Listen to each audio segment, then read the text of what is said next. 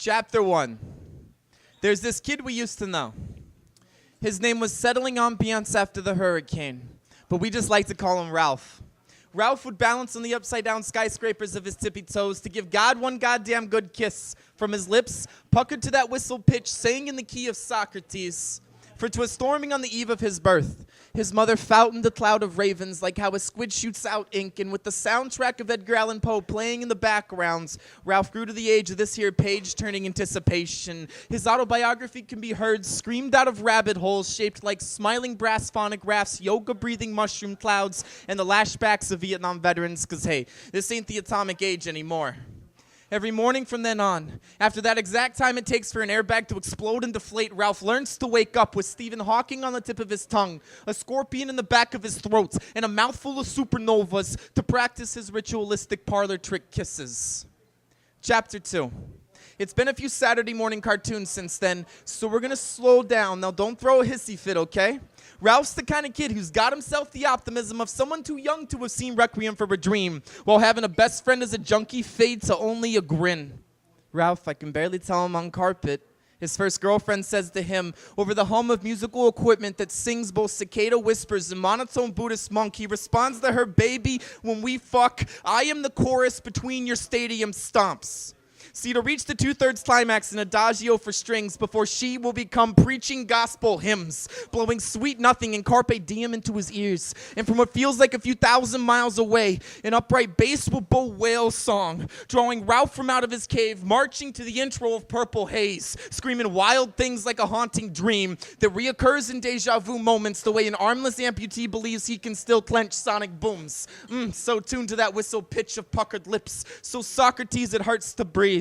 So God finally kneels down to return Ralph one goddamn good kiss, to send skyscrapers through squid ink, resulting in ravens and crushing on perfect cadences, for we are upon the eye of the storm.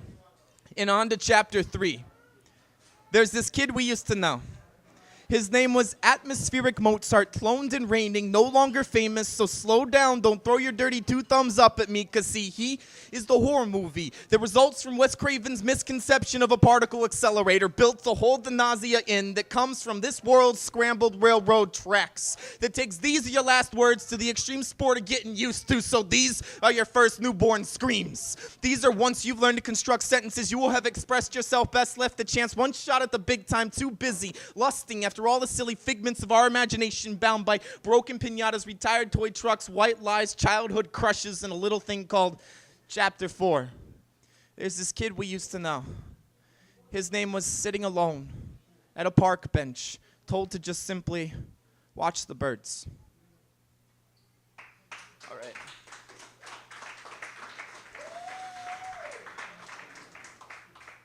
So that poem was like an anti-autobiography, like not me, in other words. And this one's sort of like a love poem I wrote to an ex-girlfriend. I guess it would be like an anti-love poem, because she's my ex. So, here goes. Some would call this love at first sight, but my brain's too busy attempting to calculate the exact terminal velocity at which we made eye contact. And I wonder, the rhythm with which our glances dance with one another, we could make syncopation itself burn with envy. A bobbing to the beat of hopscotch sidewalk kind of envy. I'm frozen in place. I look a little comatose. Some would call this nervous.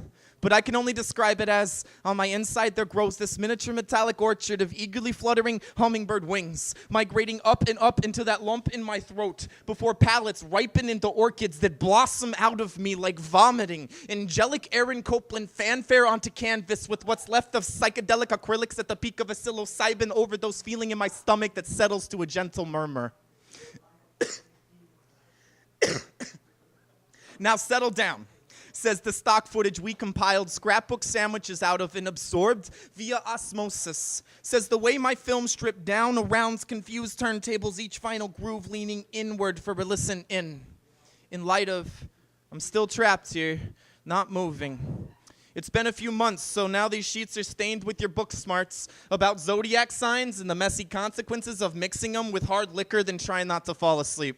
So I'm going to head out now, because I doubt that the sunrise will paint chip on your all-knowing shoulders the way they just seem to shrug on cue.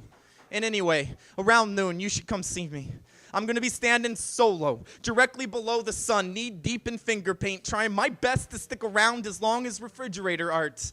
Cracking jokes about fate and looking straight out the cylinder of this day-to-day dust devil doing delicate rings of resurrected monarch butterfly wings in tandem with wristwatch Nautilus powered by rose petals, winking as quickly as the buzz that rises from a bushel of hummingbird heartbeats, becoming more than that gentle murmur, louder than canyon echoes, in snapshot splashes of pinstripes on neon Las Vegas orchids lit up like 4th of July fiber optics, dancing alfalfa sprouts that now tickle in your throat, half a choke sob to 10% a giggle, and a subtle but very well-kept track listing of your affection counting down through all those songs we shared till that finale where you take one of your very last good looks, then end scene of this split-second cinema and split.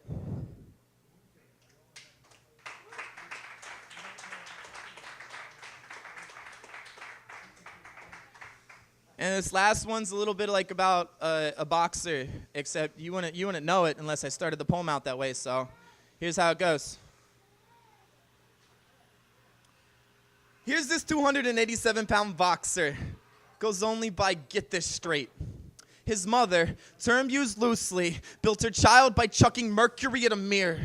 Then when seeing her reflection distorted, a funhouse smear, she was Alice in the Looking Glass, and thus was born the baby boxer, like Phoenix rising from the ashes of his mother's remaining thoughts. To put it eloquently, once he reached the age of 18, he became the left arm during cardiac arrest, his fingers outstretched before him like 8 dealt cards, and off his left lucky finger twirls this tiny music box Mexico City beauty, the kind with the scarlet dress that swells like a hula hoop and twists into a warm-blooded rose barely budding. The kind Kerouac's prose slickly maneuvers around, and below the two lovers the floors are polished, reflects an outstanding ballroom spanning infinitely in all directions with no walls. Nothing but chandeliers hovering distant and above, explosions of yellow nearing silver, comets colliding in slow motion, sounding like the mist of thousands of tiny gasps, each one snowflake unique. Sounding of a fully prepared for female orgasm whispered through a rain stick, sprayed like writing your name in the snow. Such is life. After years of misplacing one another's dynamite, get this straight, gets it in his head. This girl's too big a secret to fit into making a wish. He decides it's time to have a kid of his own. Every night alone, he grabs fistfuls of mercury, throws them violently at the mirror, funhouse smear, hypnotizes himself by repeating, in ancient Greece, the word for love also can stand for poison. His reflection distorts more and more, says to the funhouse smear, I want to see you splash, funhouse smear. Get this straight, wants to see a difference made in every 2 steps his child makes, as if they were Neil Armstrongs on the moon. His brow sweats bravery, sweats anxiety. No longer can he see who he is anymore. Suddenly, Mexico City beauty moans, like immediately following a 4-story fall, and boy, does she moan. Because her womb fills with roses, warm-blooded and barely budding, the thorns cutting her up pretty badly on the inside, and she sheds ballroom tears. At this point, get this straight, can't see himself through all the mercury he's thrown upon the mirror. He hears a music box harmony weakly bleed out. He sings with it a melody, something, something, little star, return me to heavenly peace. He leaves the rest up to play her piano such that within seconds of her death he can slit his own throat to avoid screaming out all the names he had already chosen for his child, so he could just close his dealt cards into a fist and another fist, bruise the heavens through hit after hit, make love with poison, love with poison, love with poison, then fall asleep to the sweet serenade of the music box. Thank you. I have books, and if anybody wants to buy any, the price is negotiable. Love y'all.